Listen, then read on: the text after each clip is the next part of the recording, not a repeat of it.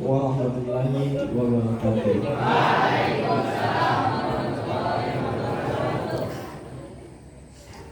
Sebelumnya perkenalkan, nama saya Ahmad Ayani.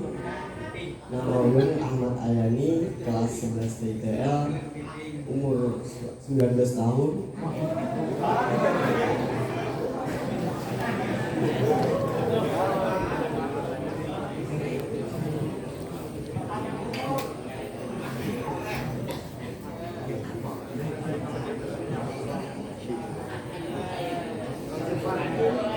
Mohon maaf Ustaz, sebelumnya saya minta rela dulu. Saya ingin bertanya.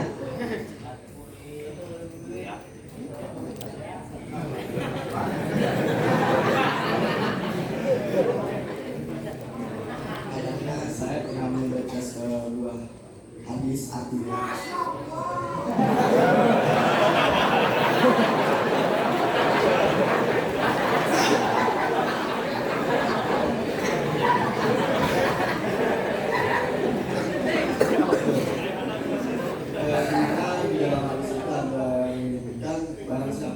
Tidak mengenal dirinya maka tidak sempurna sholatnya. Dan barang siapa mengenal dirinya tapi tidak mengenal akan kejadian dirinya maka tidak sempurna mengenal dirinya. Bagaimana cara kita untuk mengenal diri kita sendiri? Ya, mungkin itu saja. Terima kasih. Dan yang kami hidayah. Assalamualaikum warahmatullahi wabarakatuh.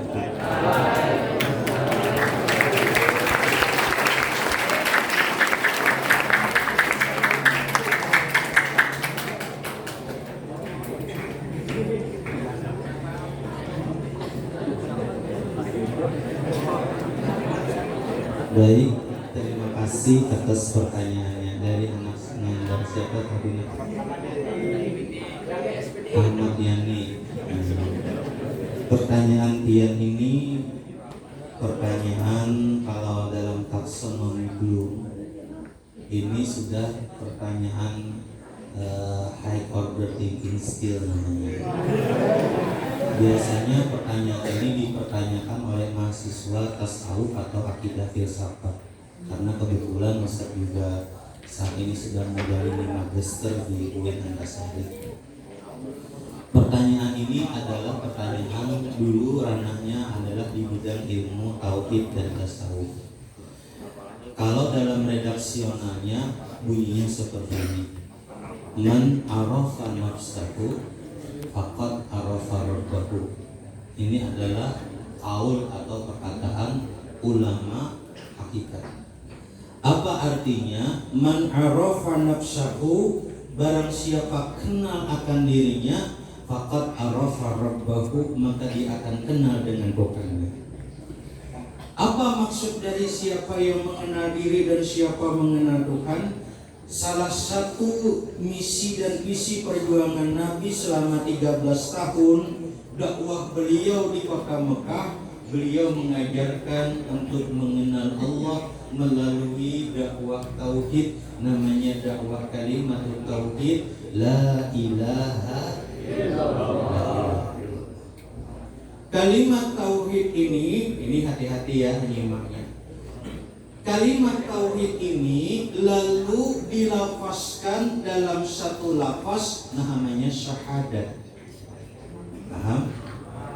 Setiap orang ketika ingin memasuki pintu sebagai seorang hamba Allah yang muslim, maka dia wajib mengucap syahadat. Syahadat itu ada dua. Asyhadu an la ilaha illallah. Coba kita baca dulu. Asyhadu an la ilaha illallah. Itu namanya syahadatut tauhid. Kemudian ada lagi sambungannya. Wa asyhadu anna Muhammadar Rasulullah. Namanya syahadatul Rasul. Syahadat tauhid, Imam Al-Asy'ari mengatakan apabila orang mengucap asyhadu an la ilaha illallah, maka dia wajib belajar 20 sifat wajib bagi Allah, 20 mustahil, 1 yang jaiz, jumlah 41. Betul? 20 tambah 20 tambah 1 berapa?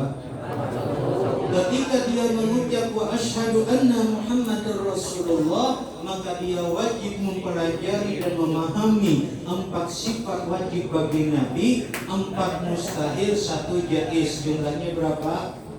4 tambah 4 tambah 1 9 tambah 41 berapa jumlah? 50. Ini disebut dengan akaidul iman, pokok iman. Apabila anak bapak ingin syahadatnya sempurna, belajar sifat 20. Karena dari sifat 20 akan belajar mengenal diri dan belajar mengenal Allah. Sekarang Ustaz contohkan 1 saja. Wujud. Yang pertama kan sifat wujud. Wujud apa artinya? Ada Allah Ta'ala. Lawannya Adamun. Apa Adamun artinya? Dalilnya Allahul ladzi khalaqas samawati wal arda wa ma. Allah yang menciptakan langit dan bumi dan barang yang antara keduanya. Sekarang yang ada di antara langit dan bumi yang saat ini berada di atasnya siapa namanya? Namanya manusia, hewan dan tumbuhan. Sekarang kita akan masuk ke dalam diri kita. Coba pandang tangan engkau, lihat telapaknya. Coba, ini cara mengenal diri. Lihat telapak tangan ini, siapa yang menggoreskan garis-garis ini? Apakah ini yang bisa menggoreskan ini manusia biasa? Atau yang membuat lukisan yang begitu indah? Seluruh yang hadir di tempat ini, maaf Pak, tidak ada yang sama. Bentuknya mirip tapi tidak sama. Makanya fingerprint HP kita itu tidak bisa sama. Sidik jari. Dari hal paling sederhana, apakah mungkin yang menciptakan sidik jari kita manusia? Berarti ada di atas manusia. Zat yang menciptakan semua kesempurnaan dalam diri kita, zat itu kita menyebutnya Allah.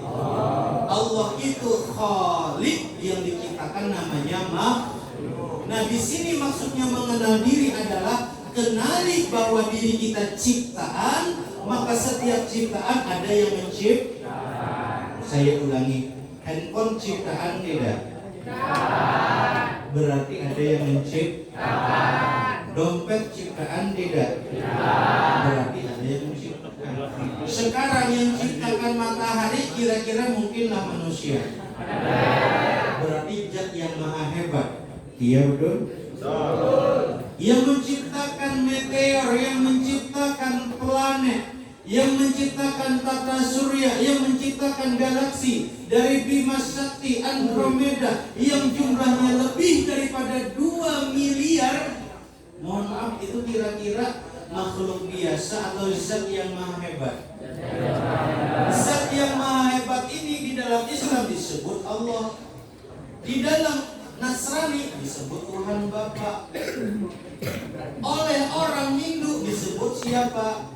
Dewa Tripitaka, atau disebut juga dengan dewa-dewa pencipta mereka.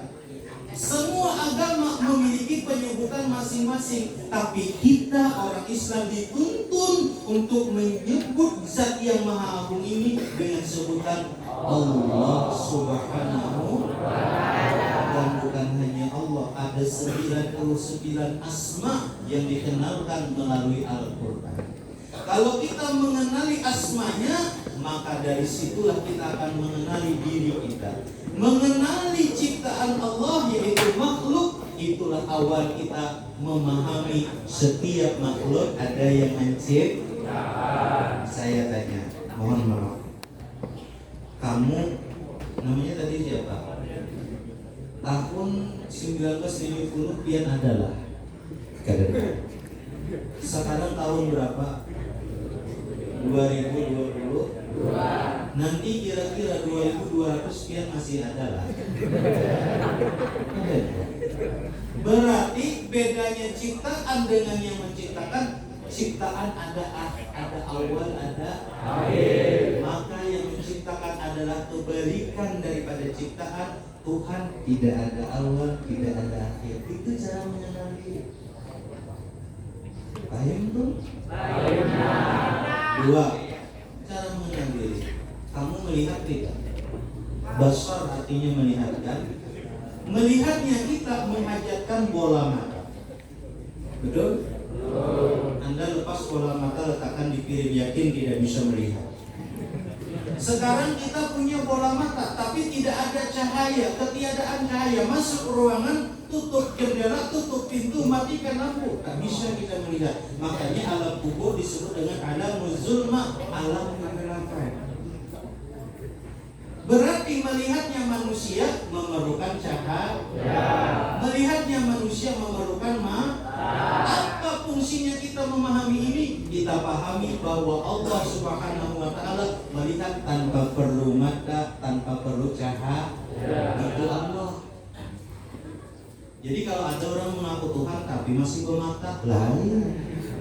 Perkenalkan, nama saya Ria Aminuddin. Ini kan kasusnya ngaku Tuhan. Saya dapat wahyu dan saya sekarang diangkat jadi Tuhan. Tuhan kok melihat pakai mata? Berarti sama dong dengan makhluk. Kalau Tuhan sama dengan makhluk, tidak layak jadi Tuhan. Nah itu namanya ilmu tahu. Disitulah ketika kita semakin mengenal diri kita, maka kita akan kenal dengan kekuasaan Tuhan kita. Terakhir, ini terakhir, setelah ini jangan ditanya lagi, nanti kan kamu stres. Dalam kaidah agama ada pernyataan. Ini penting loh. Tafakkaru fi khalqillah. Silahkan berpikir, tapi pikirkan ciptaan Allah. Wala tafakkaru bi khaliq. Jangan memikirkan Allah yang mencipta. Kayak apa Tuhan tuh melihat pada bermata? Ya apalah ada cahaya. Nanti bisa banyak namanya. Itu batasan tauhid loh. Jangan dilanggar. Kalau mau memikirkan ciptaan Tuhan, silakan, supaya kita memahami bahwa ada zat yang maha hebat yang menciptakan itu. Sekarang kenapa kita sholat tidak betah, ibadah rasanya berat? Karena kita sholat tidak tenang dengan yang kita makanya jadi berat. Coba kamu, mohon maaf, pernah gak jatuh cinta? Gak pernah. Sekarang misalnya saya jatuh cinta dengan seorang wanita, ini jatuh cinta nih.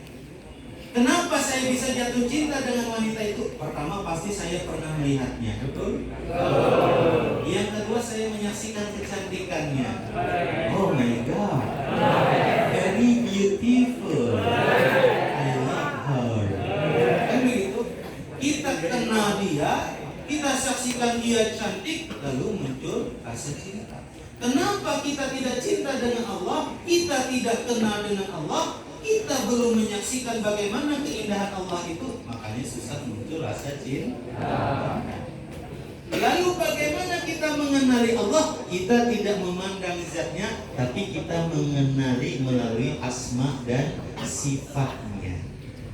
Tadi kan sudah diajarkan satu sifat Allah, wujud. Ketika belajar sifat wujud nih, akhlaknya nih. Oh, berarti pala manusia ini berataan ciptaan Allah pala.